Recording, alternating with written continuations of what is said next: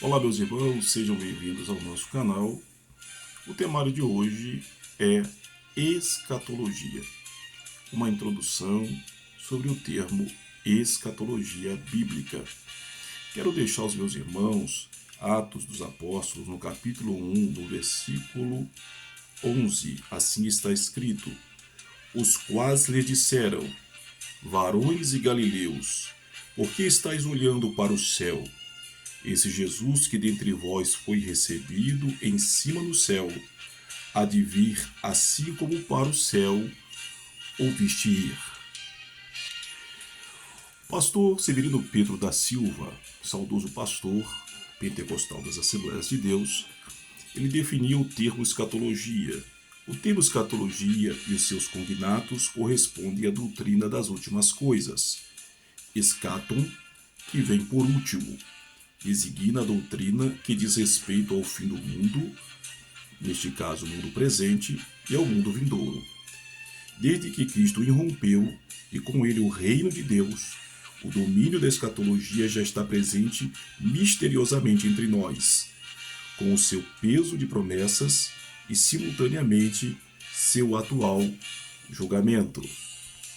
Outros estudiosos da linha pentecostal também definem que o termo escatologia é de uma palavra originária do grego, no caso grego antigo, eschatos, ou eschatos, que significa último, junto ao sufixo logia, com o significado de tratado ou estudo.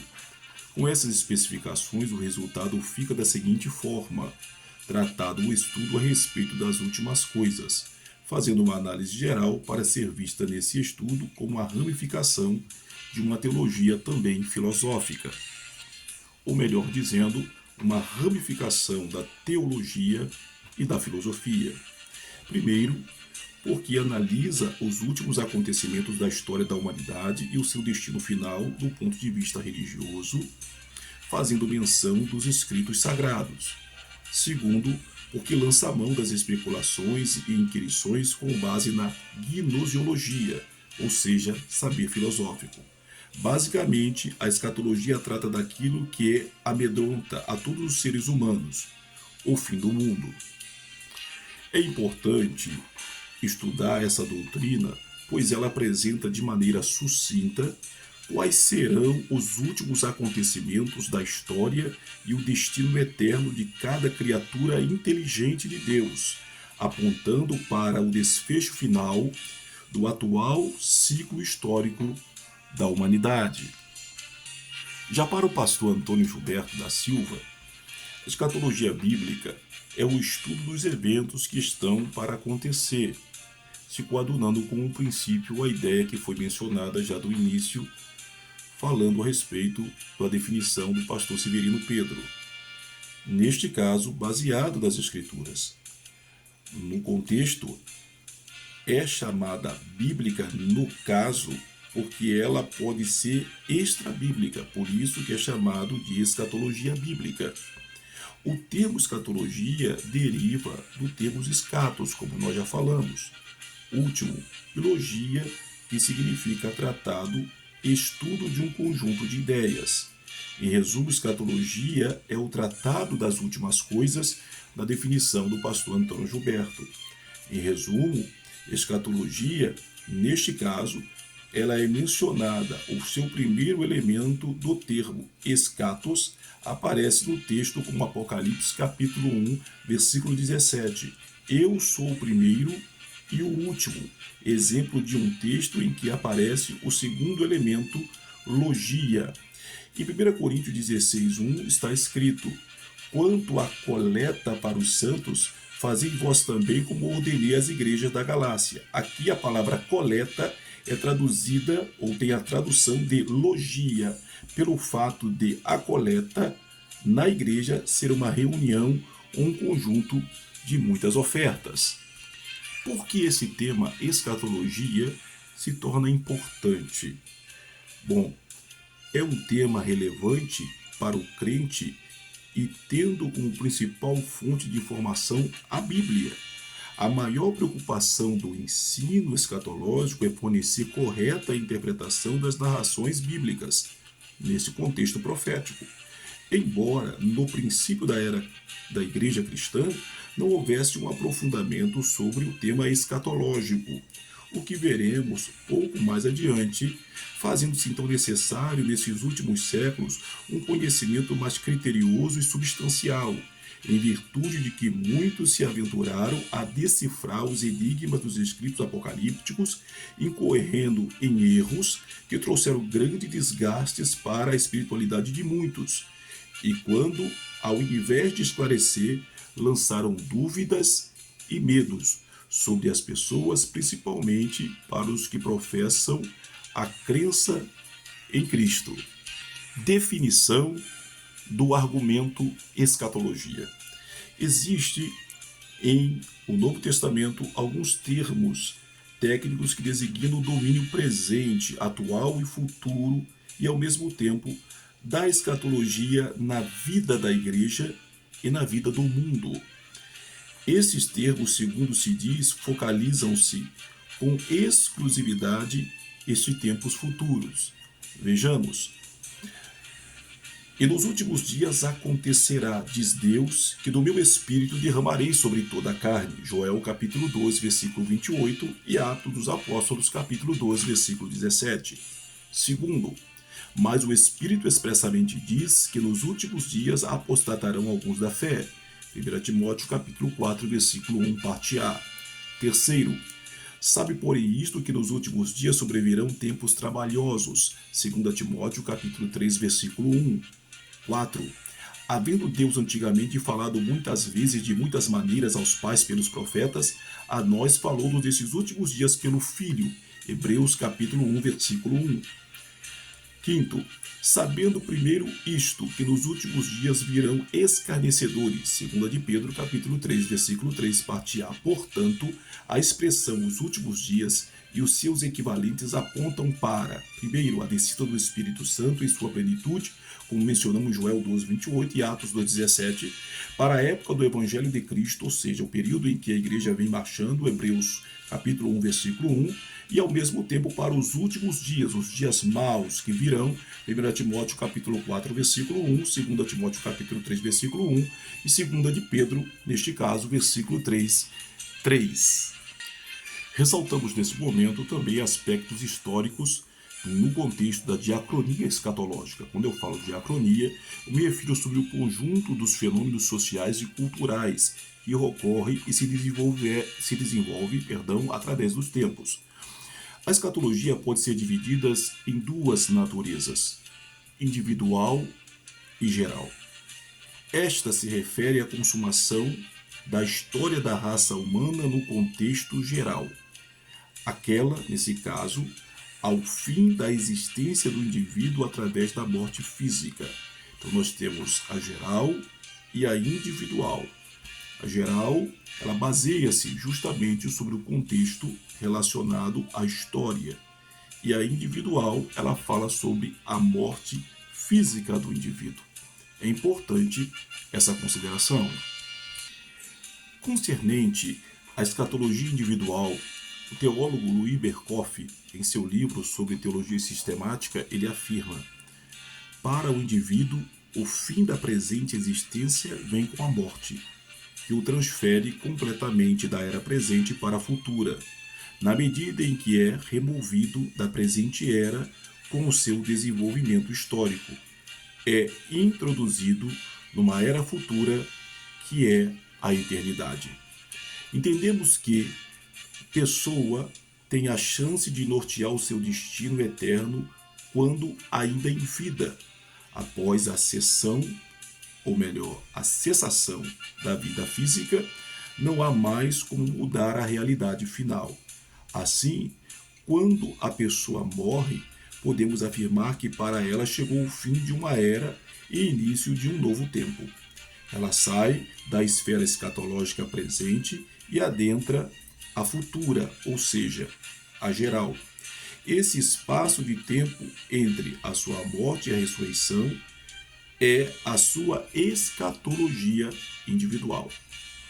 Na escatologia individual, Cristo veio em um determinado tempo e caminhou na terra por aproximadamente 33 anos, até que morreu na cruz do Calvário, saindo da esfera individual para ser lançado no geral e pelo seu sacrifício ser o redentor de toda a humanidade. Concluímos que o ser humano, depois de dar o último suspiro sobre a terra, estará efetivamente com seu destino eterno traçado e será submetido ao juízo divino, ou juízo final. Na escatologia geral, existe um desfecho final para a raça humana traçado pelo Criador. A prova disso é que todos os eventos escatológicos preditos que fazem parte de um todo já se cumpriram na sua maior parte até o presente, restando agora os últimos acontecimentos, os quais estão escritos na palavra de Deus. Na escatologia geral, ela está inserida em 3 fases: passado, presente e futuro. Quando fala do passado, após a queda do homem, foi prometido que traria de volta a comunhão entre o Criador e o ser humano. Gênesis 3,15, e nós encontramos Gálatas 4,4. No presente tempo, esse momento se desenvolve no tempo e no espaço de cada geração. Os patriarcas no passado tiveram seu tempo presente. Israel também viveu o seu, e a geração do nascimento de Jesus, a hora da igreja primitiva, a medieval e a reforma. Os grandes avivamentos, movimentos pentecostal, até a época atual, é a geração que virá até Jesus voltar. As gerações da grande tribulação e do milênio também serão, nesse caso, a sua história presente. Futuro, fato peremptório do tempo do fim, que aponta para um destino eterno, como o novo céu e a nova terra, onde habita a justiça de Deus. Época na eternidade em que não haverá, nesse caso, o pecado. Todo inimigo será destruído e o homem desfrutará para sempre da presença do Senhor.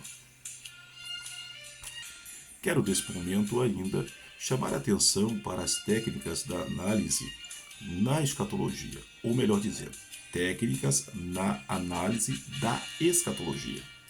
De acordo com a hermenêutica, que é um conjunto de técnicas para interpretação de textos, para uma investigação precisa sobre o sentido original de qualquer produção literária, é necessário conhecer todo o processo para se chegar à interpretação do trabalho escrito. Isso é importante no contexto, na linha do estudo da escatologia. Vejamos então os métodos de interpretação.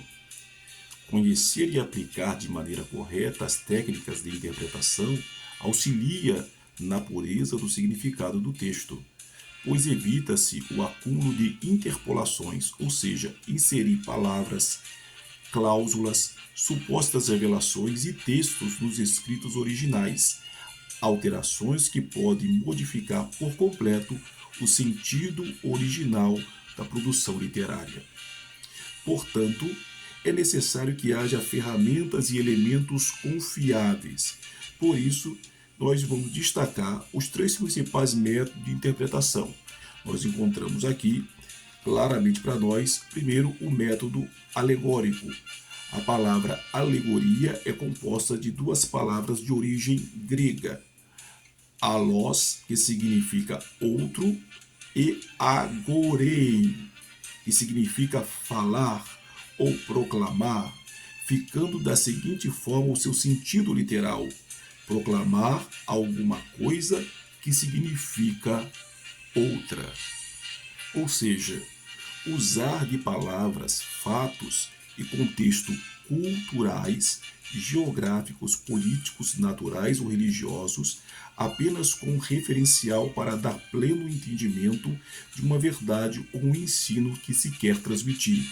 Aqui nós entendemos que o objetivo da alegoria é desvendar o que está por trás daquilo que está em evidência e achar o sentido espiritual mais profundo que está oculto. Portanto, alegoria tem a ver com o sentido espiritual e também com os símbolos. O segundo método é o método literal. É o método gramático histórico, isto é, procura dar sentido literal à palavra. É o que nós chamamos de interpretação ao pé da letra.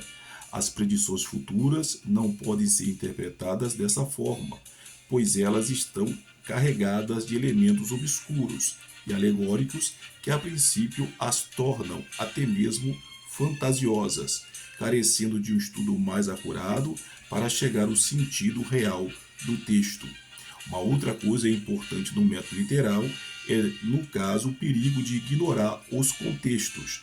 Eles não devem ser desprezados, pois hoje lemos algo que foi escrito aproximadamente 2.000 anos atrás, numa cultura bem diferente da nossa. Então, o método literal é o método ao pé da letra, é o que está escrito. E nós temos, então, agora o terceiro método que nós entendemos claramente como método chamado de anagogia. Anagogia ou método anagógico. Champlin dá a seguinte definição para o termo. Ele vem do grego anagogo, levar para cima. A palavra refere-se à descoberta de uma verdade espiritual oculta em algum texto literal da Bíblia. Assemelha-se à interpretação alegórica. A ideia é que o indivíduo é levado do literal para o simbólico, para as verdades espirituais e mística. A revelação, nesse caso, pode ser de duas maneiras: códigos ou símbolos.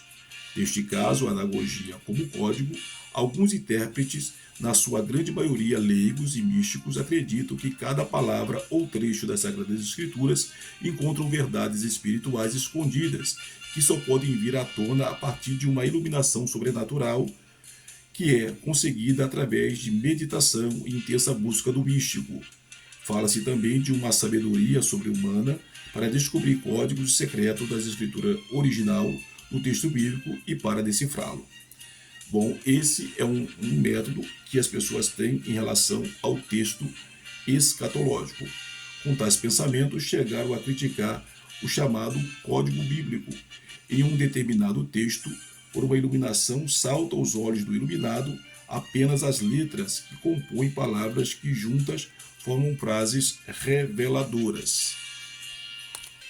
Ressaltamos que a interpretação anagógica é cabível desde que não seja utilizada de maneira exacerbada e que tudo é código ou símbolo ou espiritual.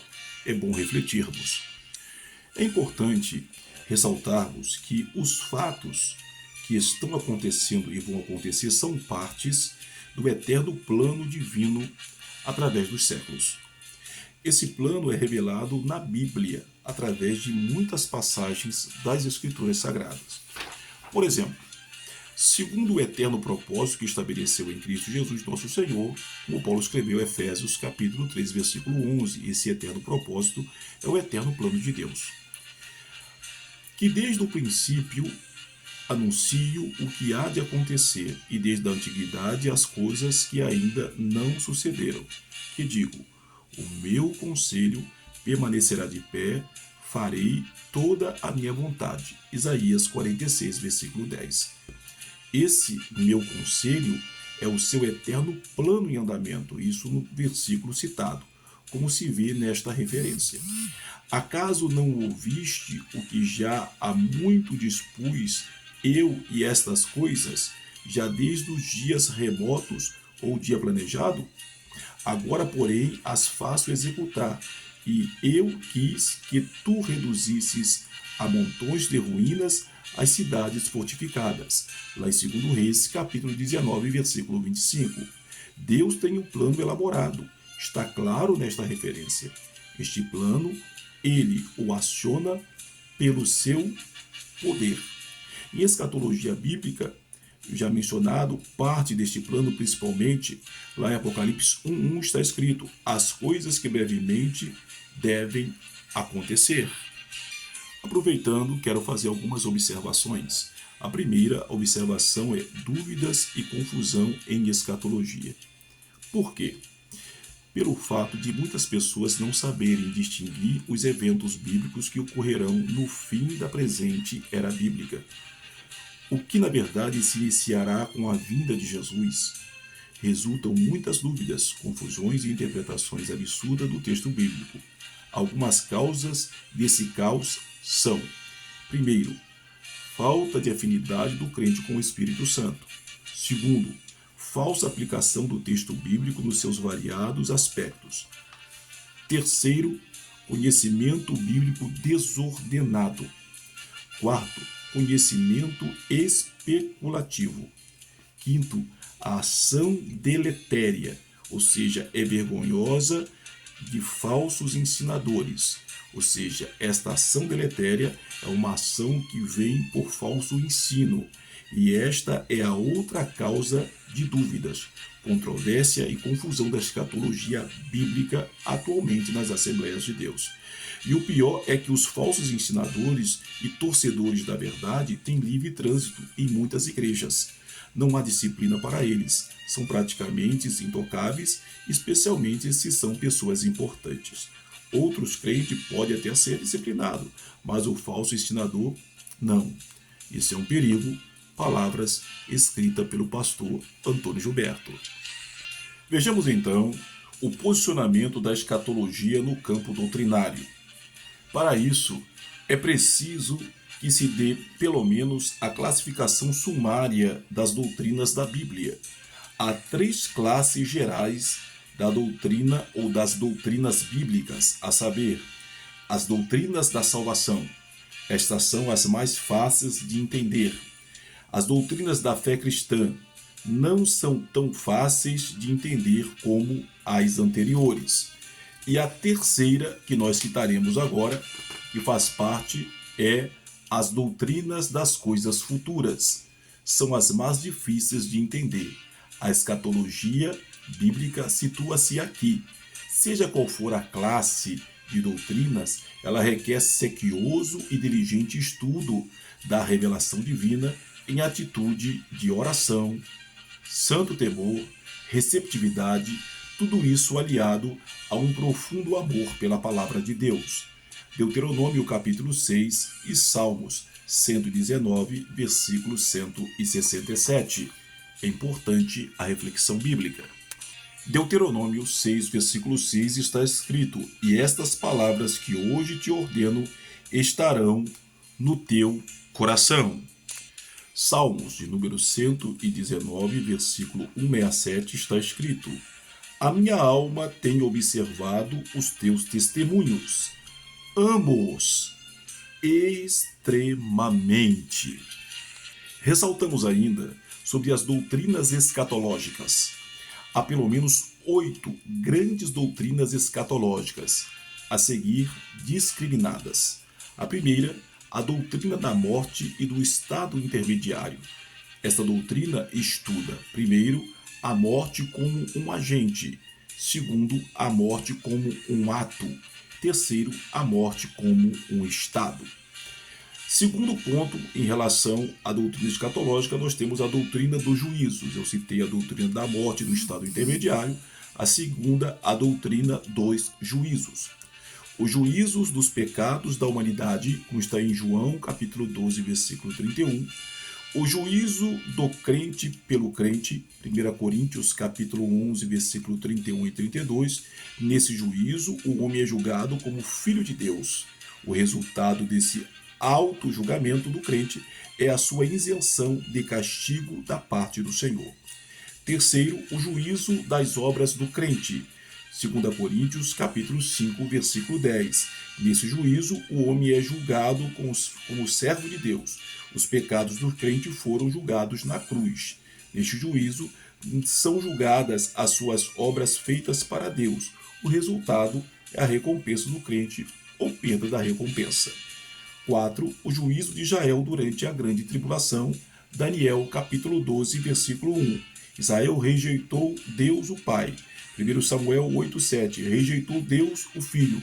Lucas capítulo 23, versículo 18, e rejeitou Deus, o Espírito Santo, Atos capítulo 7, versículo 51. Israel será julgado mediante a grande tribulação. Resultado desse juízo, o remanescente de Israel se voltará para Deus, aceitando Jesus como seu Messias por ocasião da sua vinda.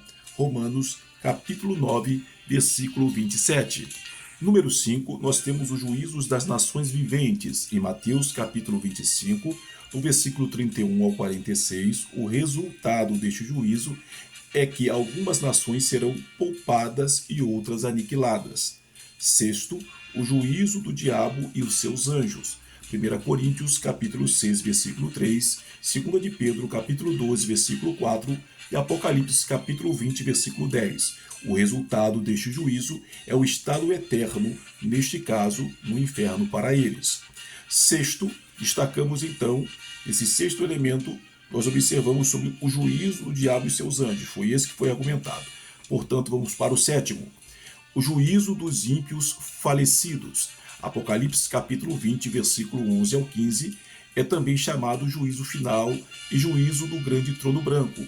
O resultado é a ida dos ímpios para o lago de fogo e enxofre para sempre e eternamente.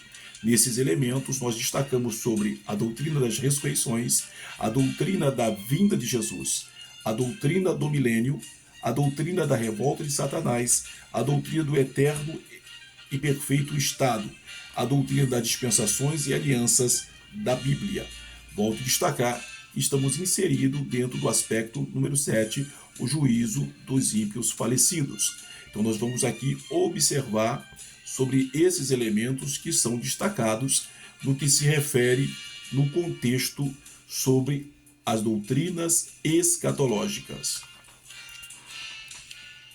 Fazendo ainda observações, quando falamos sobre a doutrina das ressurreições, há duas ressurreições, a dos justos e a dos injustos, havendo um intervalo de 1000 anos entre elas.